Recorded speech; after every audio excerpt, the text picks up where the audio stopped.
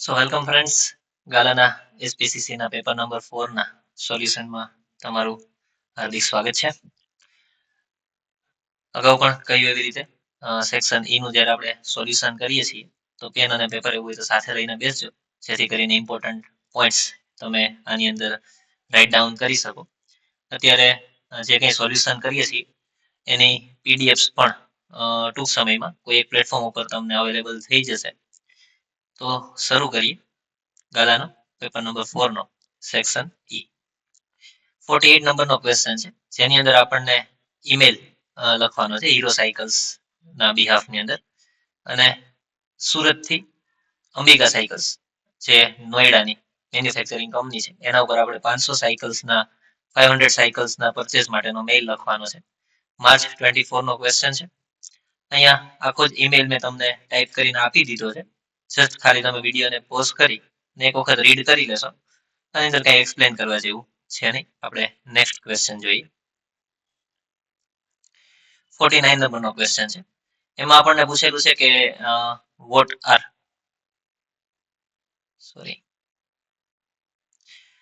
The provisions of companies act regarding share call. તો share call માટેના provisions છે લખવાના છે.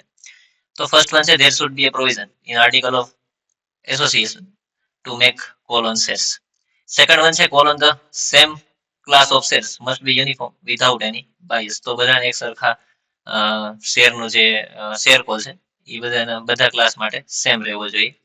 પછી રિઝોલ્યુશન જે કંઈ છે એ કંપનીની અંદર મીટિંગ્સની અંદર પાસ થઈ જવું જોઈએ before making a call. Fourth one છે, demand notice of share call must indicate the amount of call, time limit, place of payment of call etcetera. તો બધું જ નોટિસની અંદર પ્રોપરલી હાઇલાઇટ થયેલું હોવું જોઈએ. ફિફ્થ વન છે, share transfer and voting rights of the member can be suspended till the call money is paid. તો ત્યાં સુધી આમ તો કોઈ મીટિંગ બી નહીં થાય અને વોટિંગ રાઇટ્સ છે એને સસ્પેન્ડ કરી દેવામાં આવે છે, ત્યાં સુધી સ્ટોપ કરી દેવામાં આવે છે. Amount of call shares received is deposited with the bank by opening a share call amount. તો આ બધું જ અમાઉન્ટ છે એ શેમાં રિસીવ કરવાનું થશે? તો શેર કોલ એકાઉન્ટની અંદર આ બધી જ અમાઉન્ટ છે એને રિસીવ કરવાની થશે. There should be an interval of at least 1 month between payment of 2 installments. તો શેર હોલ્ડર્સને 1 મહિનાનો મિનિમમ ટાઈમ મળવો જોઈએ પેમેન્ટ માટેનો, જો ઇન્સ્ટોલમેન્ટ્સ હોય તો. Eighth one છે, the company can charge interest on call amount not received in prescribed time limit.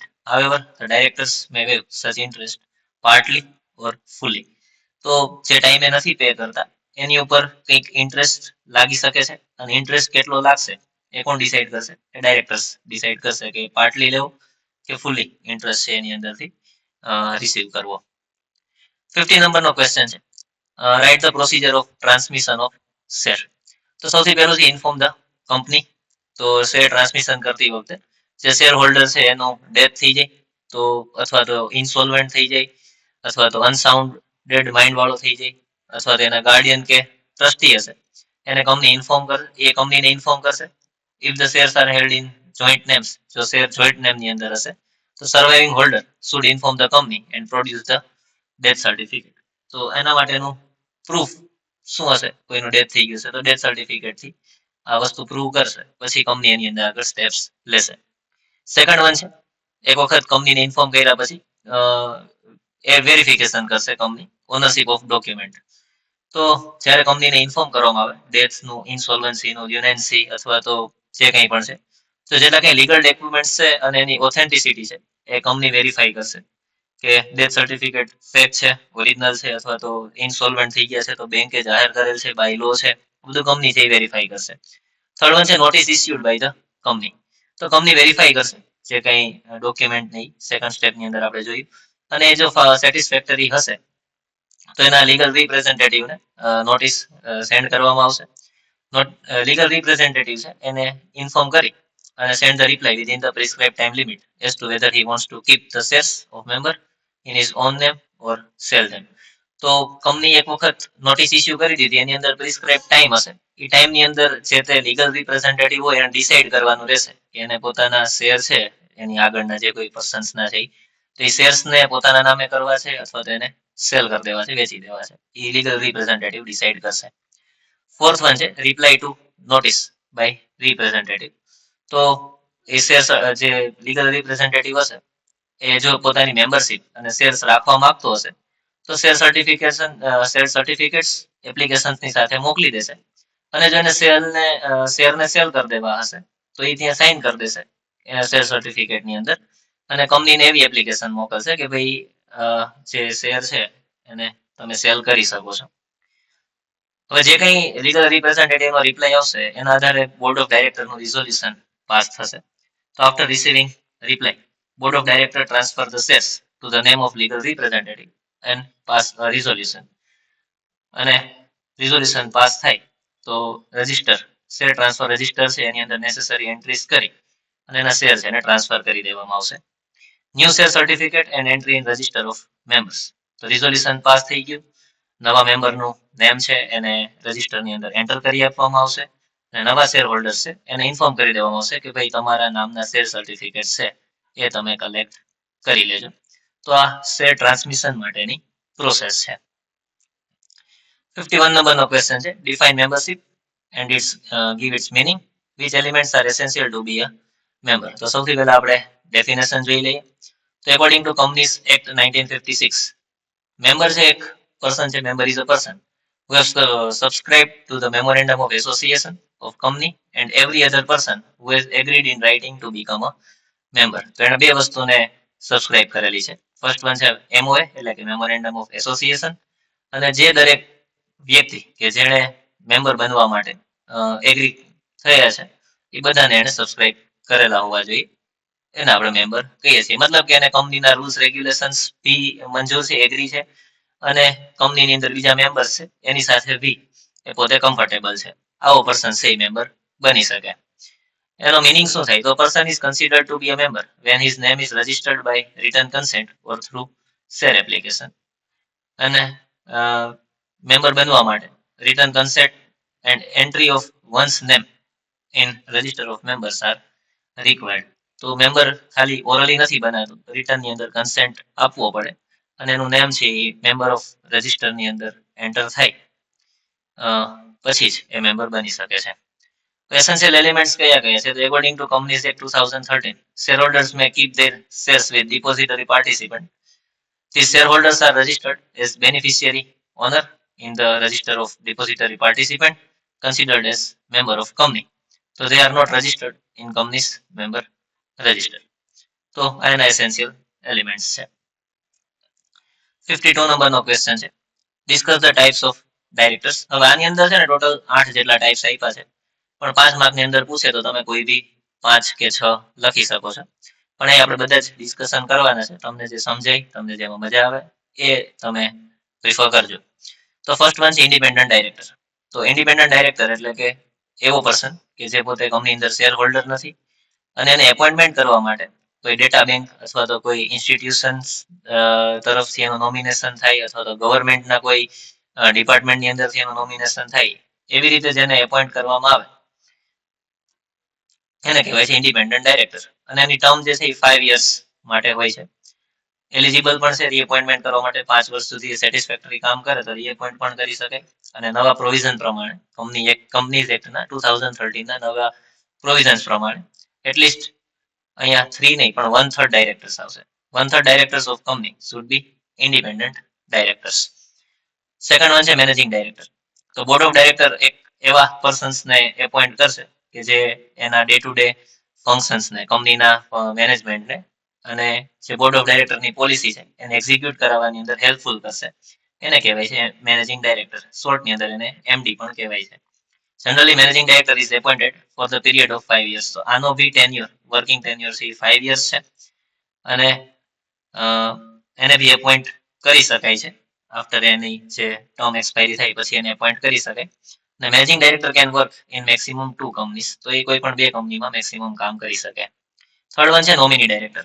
તો board of director appoint nominee director based on the directives of article of association. અને એવા પર્સન્સને nominated director તરીકે appoint કરવામાં આવે કે કોઈ institution અથવા તો કોઈ ગવર્મેન્ટ દ્વારા એનું નોમિનેશન થયું હોય એવા જ પર્સન્સને નોમિની ડાયરેક્ટર તરીકે નોમિનેટ કરવામાં અથવા એપોઇન્ટ કરવામાં આવે છે. ફોર્થ વન છે એડિશનલ ડાયરેક્ટર.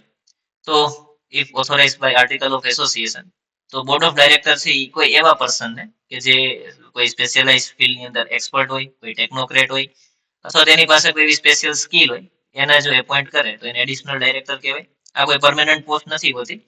એનો ટાસ્ક પૂરો થાય, રિક્વાયરમેન્ટ કમ્પ્લીટ થાય પછી આ પોઈન્ટને ડિઝોલ્વ કરીએ, આ પોસ્ટને ડિઝોલ્વ કરી દેવામાં આવે છે. અને એન્યુઅલ જનરલ મિટિંગની અંદર આ એપોઇન્ટમેન્ટ ડિસ્કસ કરવામાં આવશે, પછી જ એડિશનલ ડાયરેક્ટરની એપોઇન્ટમેન્ટ થશે. ફિફ્થ વન છે અલ્ટરનેટિવ ડાયરેક્ટર. તો if any director goes out of country for more than 3 months, a person is appointed to act as director and it was alternative director. તો કોઈ actual director છે એ કન્ટ્રીની બહાર રહી for 3 months, એવા સમયે કંપનીના બધા કામકાજને સાચવવા માટે, ટોટલ ફંક્શન્સને સુપરવાઇઝ કરવા માટે જેની એપોઇન્ટમેન્ટ કરવામાં આવે એને કહેવાય alternative director. The power of to appoint alternative director is obtained through provision of article of association. એની અંદરથી આ પાવર છે એ જે તે ઇન્ડિપેન્ડન્ટ ડાયરેક્ટરને મળતો હશે.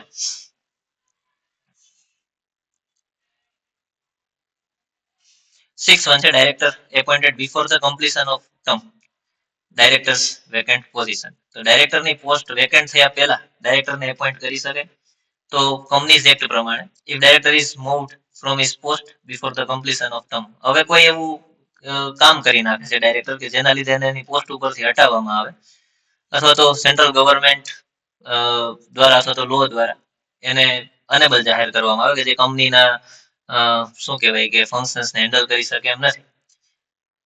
તો બોર્ડ ઓફ ડાયરેક્ટર્સ છે બધા ભેગા થઈ અને એની person, not my person, any person appointed shall hold office only due the date till which the director in whose he is appointed would have held office if had not been vacated. તો જ્યાં સુધી નવો director ના આવે ત્યાં સુધી આ જે જૂનો ડાયરેક્ટર હશે એ પોતાની ઓફિસ છે એને સંભાળશે, નવો ડાયરેક્ટર આવશે એટલે એની ઓફિસ છે એ ખાલી કરી આપશે. 7th one છે director elected by small shareholders. તો નાના શેર હોલ્ડર્સ ભેગા થઈ અને પણ એમ કોઈ ડાયરેક્ટરને એપોઇન્ટ કરી શકે છે. કે આવા લોકો સ્મોલ શેર હોલ્ડર્સ કોને કહેવાય? તો જે લોકોનું શેર હોલ્ડિંગ છે એ not more than 20,000 or such sum as prescribed in a listed company is known as director elected by small shareholders. અને આવા જે સ્મોલ શેર હોલ્ડર્સ છે કે જેનું ઇન્વેસ્ટમેન્ટ છે કંપનીની અંદર 20,000 કરતા ઓછું છે, એવા મિનિમમ 1,000 પર્સન્સ કંપનીમાં હોવા જોઈએ. અને 1,000 પર્સન્સ ભેગા થઈ અને કોઈ સ્મોલ શેર હોલ્ડર્સના ડાયરેક્ટરને એપોઇન્ટ કરી શકે. એના પછી ફિમેલ ડાયરેક્ટર. તો as per provision of companies act 2013, every listed company more or classes of company કે જેનું ટર્નઓવર અથવા તો શેર કેપિટલ 100 કરોડ કરતા વધારે હોય એને એટલીસ્ટ વન ફિમેલ ડાયરેક્ટરને એપોઇન્ટ કરવા પડશે. આ કંપનીઝ એક્ટ 2013 ની પ્રોવિઝન છે. નેક્સ્ટ ક્વેશ્ચન જોઈ, state the powers and duties of the chairman. તો ચેરમેન એટલે કે જે મીટિંગને હેન્ડલ કરે છે એ ચેરમેનના કયા કયા પાવર છે અને એની ડ્યુટીઝ કઈ છે. તો ફર્સ્ટ વન છે power to give time and opportunity two members to speak on important points. તો મીટિંગની અંદર જે મેમ્બરને પોતાનો ઓપિનિયન રાખવો હોય એને ટાઈમ અને ઓપોર્ચ્યુનિટી આપવાની. Expel persons not entitle to attend the meeting. તો એવા માણસોને બહાર રાખવા માટેનો પાવર એમની પાસે છે કે જે મીટિંગ અટેન્ડ કરવા માટે એલિજિબલ ના હોય. Power to take final decision by finding out the truth when any issue presented by a member is criticized by other members. તો ફાઇનલ ડિસિઝન એટલે કે કોઈ એક મેમ્બર પોતાનો ઓપિનિયન રાખે છે અને બીજા બધા મેમ્બર્સ છે એની સામે કંઈક ઓપોઝિશન કરે છે અથવા તો ક્રિટિસાઇઝ કરે છે, તો એવા પોઈન્ટ્સની અંદરથી કોઈ ટ્રુથ ફાઇન્ડ આઉટ કરવું અને એને રિપ્રેઝન્ટ કરાવવું એ ચેરમેનનો પાવર છે.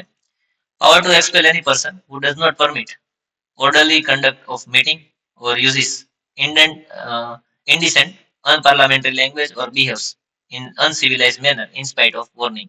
મતલબ કે મિસબિહેવ કરતા હોય મીટિંગની અંદર અને મીટિંગને સારું ન લાગે એ પ્રકારનું એનું બિહેવિયર હોય તો એવા પર્સન્સને ચાલુ મીટિંગની અંદરથી પણ એક્સપેલ કરવા માટેની પાવર ચેરમેનની પાસે હોય છે. આના સિવાય remove illegal, improper or false information from the record of meeting. Power to adjourn meeting if members behave inappropriately or create obstacles or conflicts in the meeting. તો આવા ટાઈમે મીટિંગને એડજોર્ન કરવાનો પાવર પણ ડાયરેક્ટરનો છે, ચેરમેનનો છે. Power to use casting vote when members votes in favour of or against any issues. તો total 50-50 total voting થયું હોય અને એક વોટ જો કોઈ એક સાઈડ મળે તો રિઝોલ્યુશન પાસ થઈ શકે, અથવા તો રિઝોલ્યુશન છે એ પાસ ન થવા દેવું હોય તો એ જે કાસ્ટિંગ વોટ છે, એક વોટથી રિઝોલ્યુશન પાસ થવા દેવું કે ન થવા દેવું, એ વોટને કાસ્ટિંગ વોટ કહેવાય. અને એ જે ઇમ્પોર્ટન્ટ વોટ છે એ કાસ્ટિંગ વોટ કોણ આપશે? તો એ ચેરમેન આપશે. તો these are the powers and duties of chairman. અહીં આપણું સેક્શન ઈ કમ્પ્લીટ થાય છે અને સેક્શન એફ ના જે કંઈ ક્વેશ્ચન છે એ શોર્ટ્સની અંદર તમને ચેનલ ઉપર મળી જશે. ચેનલની અંદર તમને કન્ટેન્ટ ગમતું હોય તો તમારા ફ્રેન્ડ્સની સાથે શેર કરજો, વિડીયોઝને લાઇક કરજો, ચેનલને સબસ્ક્રાઇબ કરજો. Thank you.